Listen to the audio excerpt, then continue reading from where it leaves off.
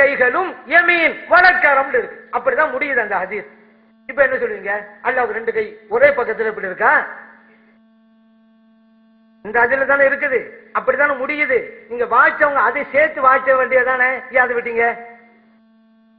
அதாங்க சொல்றோம், ஒண்ணுமே இல்லைங்க. நான் சொல்றேன் இல்லங்கிறது பெரிய ஆதாரம் வச்சுவோம். நான் ஆயத்து ஓதுறோம், சாதாரண சாரம்னு எடுக்கக்கூடாது, ஊர் மலிங்கி விட்டேன்னு சொல்லக்கூடாது. நாங்க எடுத்து வச்சது அந்த ஆயத்து. இல்ல அந்த ஆயத்தை அல்லாஹ் தாலா ஏன் சொன்னா? சொல்ல தேவையில்லையே. வலம் எக்குள்ள குப்பன் அகத்தல் அல்லாஹ் தாலா ஏன் சொன்னா? சொல்லவே தேவையில்லையே. அதனால இரவனுடைய வசனத்தை கேள்வி கிண்டல் பண்றது அவங்க தான் ஆகி போச்சு, நம்ம கேள்வி பண்ணப்படல. நீங்க சொல்ற அர்த்த பிரகாரம் கேள்வி கிண்டல் வரும், அப்படி அர்த்தம் வைக்காதீங்க. அப்படிதான் சொல்றோம். உடனே இப்ப 8 மலக்குகள் தூக்குவார்கள் என்று கேள்வி பண்ணுகிறான்னு எங்க பார்த்தோம்? இல்லையே, நாங்க தான் அரிசி அல்லா இல்லைங்கிறோமே. அப்ப அல்லாஹ் மலக்குகள் தூக்குறான்னு எப்படி வரும்? அந்த அதுல அரிசி தூக்குகிறாள் மட்டும் வைங்க, அப்படிதான் நம்ம சொல்றோம். பிரச்சனை இல்ல. நீங்க அரிசி அல்லா இருக்கிறான்னு சொன்னா 8 மலை அல்லா சேர்த்து தூக்குறாங்க. அதே போல அரிசி வந்து அயல் மாயி தண்ணீர்ல இருக்குன்னு இருக்கு. இப்ப அப்படி பார்த்தாக்கா அல்லாஹ் அரிசை கொண்டு போய் வச்சுட்டா அல்லாஹ் தாலா தண்ணீர்ல மிதந்துகிட்டு இருக்கான் அர்த்தம் வருமே. அதனால அர்த்தம் வைக்காதீங்கன்னு சொன்னாக்க உடனே பாத்தீங்களா அல்லாஹ்வை மிதக்கிறான்னு கேள்வி கிண்டல் பண்றாங்க, நம்மள பார்த்து சொல்றாங்க. நான் அதுக்காக சொல்றோம். அது நீங்க சொல்ற அர்த்த பிரகாரம் இப்படி வருதுங்கன்னு சொன்னா நாம அதை சொல்ற மாதிரி திருப்பி விடுறாங்க பாருங்க. நம்ம அப்படி சொல்லவே இல்லை, அல்லாஹ் தாலா சொல்ல வரல. அதனால எதை எப்படி புரிய வேண்டுமோ அப்படி புரிஞ்சுட்டா எந்த சிக்கலும் கிடையாதுங்க. அந்த அது ஆதாரம்னு கொண்டு வந்ததுல எதுவுமே கிடையாது, தெளிவான நேரடியான ஆதாரம் எதுவும் இல்லை.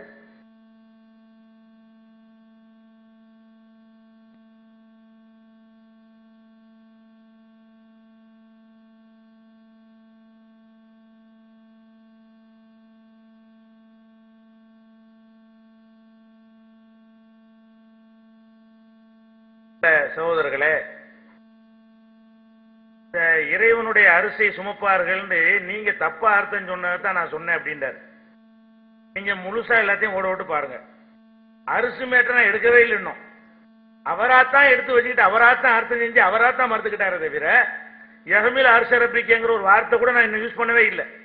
அரிசி டாபிக் நாங்க வரவும் இல்லை. அது வந்தா தான் அது என்ன வெயிட் என்ன அதெல்லாம் நீ கேட்பியாலாம் எங்கள்கிட்ட இருக்கு ஆன்சரு. நாங்க வைக்கவே இல்லை. இன்னும் அவரா என்ன செய்யறாருன்னு கேட்டா அந்த ஆயத்தை தன்னால வாசிக்கிறாரு. அர்த்தம் அவர் தான் செஞ்சார், நான் செய்யவே இல்லை.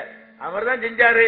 அவரா செஞ்சுக்கிட்டு அதுக்கு எடை எவ்வளவு 8 மலைக்கு எடையா நீங்க கேசட்ல இருக்கு, ரிப்பீட் பண்ணி பாத்துக்கிறங்க. அப்ப இது ஒரு மனமுரண்டு அதுல தென்பட்டுக் கொள்ளும். அது அந்த அரசை பத்தி வைக்கும்போது பாத்துக்கிடுவோம்.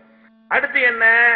அப்ப முகத்துல அடிக்க கூடாது. நீங்க சரி அல்லாஹ் ஆதம தன் சாயல்ல படிச்சான்னு சொன்னா கையையும் தான் அடிக்க கூடாது, காலையும் தான் அடிக்க கூடாது.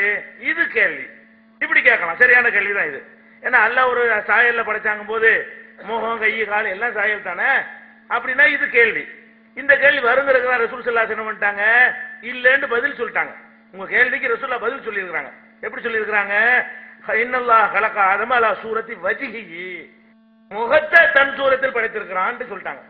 ஒரு இடத்துல சூரத்துங்கிறாங்க, இன்னொரு இடத்துல தப்ரானில வரக்கூடிய ஹதீஸ், அபு ஆசிமுடைய சுன்னாவுல வரக்கூடிய ஹதீஸ், ஆதாரபூர்வமான ஹதீஸ்ல இன்னல்லாஹ் கலக ஆதம அலா சூரத்தி வஜ்ஹிஹி, வஜ்ஹு தான் கைகால்லாம் அல்லாஹ் மாதிரி கிடையாது, வஜ்ஹு தான் தன் சாயல் என்று சொல்லி அல்லாஹ்வுடைய ரசூல் ஆன்சர் பண்ணிடும் பொழுது உங்க கேள்வி அடிபட்டு போய்விடுகிறது. கை அடிக்கலாம், ஏன்னா கை அல்லாஹ்வுடைய சாயல்ல கிடையாது. கால் அடிக்கலாம், அது அல்லாஹ்வுடைய சாயல் கிடையாது. மூஞ்சி தான் அல்லாஹ்வுடைய சாயல்னு நான் சொல்லல, அல்லாஹ்வுடைய ரசூல் சொல்லிட்டாங்க போது உங்களுடைய அந்த கேள்வி என்னங்கிறது அடிபட்டு போயிடுது. அடுத்து என்ன பண்றீங்க? ஏற்கனவே உள்ளதுல எல்லாம் அதுல பதில் இருக்கலாம். அந்தந்த நம்ம எதெல்லாம் ஆதாரம் வச்சோமோ அதுலயே மறுக்கக்கூடிய பதில் இருக்குன்னு சொல்லிட்டு சொல்றாங்க. அது என்னது? ஏற்கனவே பார்த்தார்களே அந்த வடிவம் இல்லாத வேறு வடிவத்தில் பார்த்தார்கள் ஹதீஸ்ல சொன்னீங்க. ஏற்கனவே எங்க பார்த்தாங்க அப்படின்னு கேட்டாலும் பதில் சொல்லலையாம். இதுக்கு நான் இப்ப பதில் சொல்லவே மாட்டேன். இதுக்கு நான் பதில் சொல்லி இருக்கிறேன். ஏற்கனவே பார்த்தாங்கடா என்ன அர்த்தம்? அவர் எங்க இருந்தாருன்னு எனக்கு தெரியல, கவனத்தை இங்க வைத்து கேட்கவில்லை. ஏற்கனவே பார்த்தார்கள் ஆன்சர் பண்ணி இருக்கிறேன், பார்த்துக் கொள்ளுங்கள், அது சீன்ல உள்ளவங்களுக்கு விலகிக் கொள்ளும். அடுத்து என்ன? அவர்கள் அறிந்து கொண்ட வடிவத்தில் அல்லாஹ் அந்த சாக்கு கால் அர்த்தம் செய்யணும்ல, அடையாளம் என்ன? சாக்குன்னு சொன்னார்கள். அப்ப சாக்குனா காலு, அந்த காலை முன்னாடி பார்த்தார்களா அப்படின்னு கேட்டார். நம்ம நினைச்சோம் ஒரு விஷயத்தை அறிவதா இருந்தா பார்த்து தான் அறியணும் கிடையாது. பார்த்தும் அறியலாம், படித்தும் அறியலாம், கேள்விப்பட்டும் அறியலாம், குர்ஆனை ஓதியும் அறியலாம், பல விதத்தில் அறியலாம். இந்த சாக்கை பற்றி குர்ஆன் சொல்லுகிறது. யௌம யுக்ஸஃபு அன் சாக் என்று மூமின்கள் அதை ஓதுகிறார்கள். இப்படி ஒண்ணு கியாமத்தினால் நடக்கும் அறிந்து வைத்திருக்கிறார்கள். இறைவா நீ என்ன ஆதாரம்னு கேட்கிற? உன் குர்ஆன்ல இருக்குது கால் திறக்கப்படும், அந்த ஆதாரத்தை காட்டு. திறந்து காட்டும் போது அல்லாஹ்வுடைய கால் நம்புற அளவுக்கு அந்த மக்களுக்கு இருக்கிறது, செய்தா செய்கிறார்கள்.